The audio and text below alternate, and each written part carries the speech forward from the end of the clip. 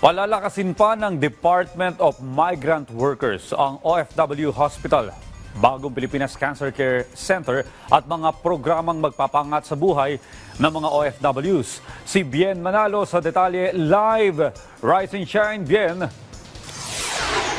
Audrey, paiigtingin pa ng Department of Migrant Workers o DMW ang kanilang mga programa para maprotektahan ang karapatan at kapakanan ng mga tinaguriang bayani sa modernong panahon, ang ating magigiting na overseas Filipino workers.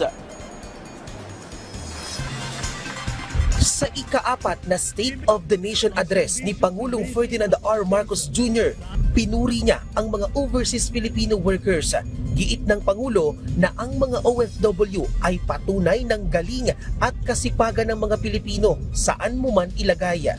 Nagpapasalamat tayo sa ating mga magigiting ng OFW dahil sa kanila na ipamalas ang angking galing, kabutihan at puso ng Pilipino sa lahat ng sulok ng daigdig.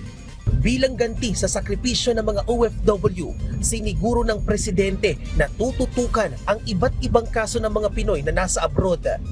Inatasan niya ang Department of Migrant Workers at Department of Foreign Affairs na tutukan ang pagresolba sa mga kaso.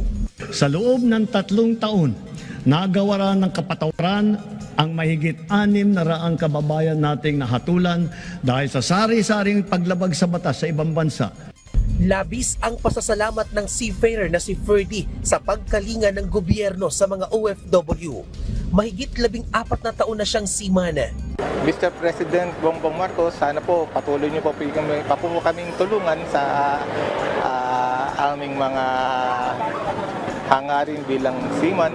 Alam ko po na buong puso niyo po ipagkakalob sa amin yan. Ang walang sawang pagtulong sa aming mga kapwa ko mga marino. Nasa mahigit 1 milyong OFW na ang naserbisyuhan ng OFW Lodge sa Paliparan.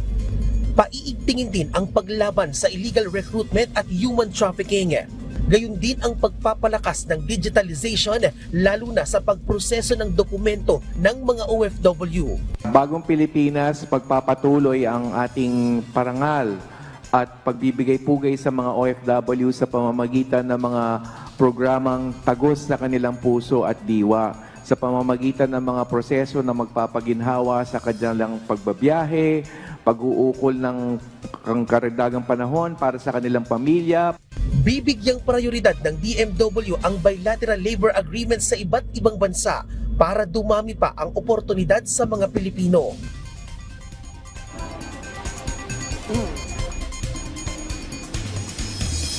Audrey, palalakasin pa ng DMW ang OFW Hospital at Bagong Pilipinas Cancer Care Center kung saan aabot na sa halos 300,000 OFW at kanilang pamilya ang naserbisyohan na ng ospital.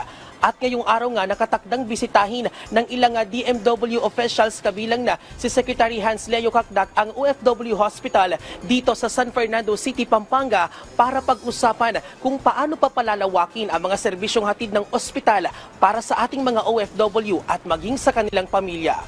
At mula rito sa San Fernando City, Pampanga, balik sa iyo, Audrey. Maraming salamat, Bien Manalo.